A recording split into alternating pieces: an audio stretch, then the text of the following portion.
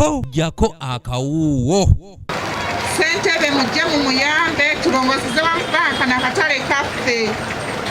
Olwaleero kasasiiro yenna mu mujjeeyo. Abatuuze ematugga mu disitulikiti y'e Wakiso bavuddeyo ne beemulugunya ku ngeri bannaabwe gye bayitiriddemu okukyafuwazaamu ekitundu ne batuuka okusuula ebisasiro byonna myala. Okuviira ddala ku bantu abataagala kuweera bintu, kasasiro ne bamukuŋŋaanya ewantu ng'ali wamu, naye omuntu funawo okuŋŋaanyiza kasasiro wo mu matugga ekitusibyeko obukyafu temuli myala gikulukusa amazzi bulungi.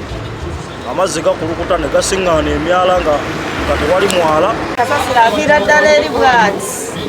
So kati bantu bangi toyinza kugamba nti bano okwogera bino basinzidde mu nteekateeka gye babaddemu ey'okulaba nga baloyoyota ekitundu kyabwe nga ne badde bakulembeddwamu mmeeya w'Egombe Ronald Kasirivu Kabembula. Ffe bakama bammwe okujja wano nga kuliko n'abasawo by'obulamu ne mutajja kwenyigira mu nsonga eno ate nze bwe siibagambe kanyaana abagambako. Bano balongoosezza ebitundu okubadde emyala ssaako n'okwera enguudo ez'enjawulo ng'eyadde baganye okwetaba mu nteekateeka eno balese babaggalidde.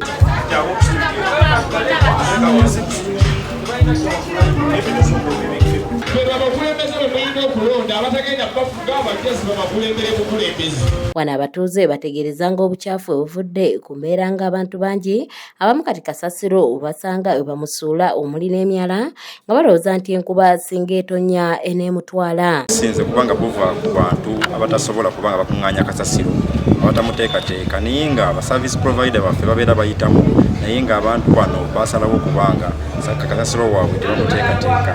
tojja gamba ono gamba oli kati musobola okukuma obuyonjo so abalala ate nga tebaliimu.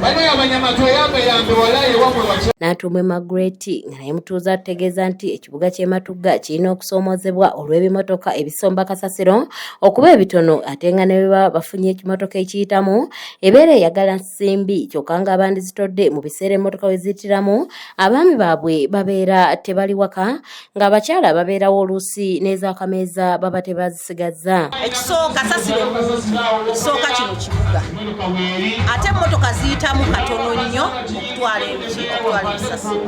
Ekyokubiri ate abantu tuli baavu nnyo okwoyeza ssente abamu bakaluubirirwa oluusi bw'osanga omukyala mujjukira abakyala bokka be basigala awaka emmotoka ya kasasiro egenda okujja nga bamulekedde 5 bamutwala bonna nga muddemu abantu kati oli najja n'asanga nga talinawo omuntu agenda kusasulira kasasiro. Kansala w'ekitundu kino Waswa Emmanuel agamba nti Matugga ekuze era yeeyongeddemu abantu abangi wabula ekiyinza okukolebwa kwe kwasaganyiza awamu okulaba nga batambulira mu mbeera ey'obuyonjo. Matugga kati ekuze nnyo, abantu bangi, omugattoko mungi, so njala okweta ekiteeso mu kanso yaffe ey'ekitiibwa ey'Nansana twakinga nga tufuna service provider omulala. Sigamba nti ono alemereddwa n'ekyamazima kasasiro mungi nnyo mu Matugga ate nga abantu beetaaga okubanga bayonjo. Wano Mmeeya Kasirivu asinzidde n'ategeeza nti abantu engeri gye baagobebwa mu kibuga Kampala abamu amakanda bagateeka mu bitundu nga Matugga nga kati balina okusomesa abantu bano ku ngeri gye bayinza okwekuumamu mu bitundu bino ebipya bye baakajjamu. Buviira ddala ku mugotteko. Omugotteko guno kugambye guva kuba nti abantu basenguka okuva e Kampala ne bajja ku bitundu ebirinaanye ekibuga. Olwaleero okeera n'olongoosa n'olaba nga abaservice providers beeze ne wayitawo essaawa 2 ng'ate kasasiro akomyewo. N'olwekyo obugotteko guno situmanyi kyagukolera naye kyendowooza ekisinga obukulu tetwasooka okuteekako essira kwe kubanga twongera okusensitizinga abantu baffe ku kalungi akaliwo okulaba nga ebisaaniiko babikuuma bulungi. Samuel yakusakidde eggulire lino ku lwa ABS Television. Mufuna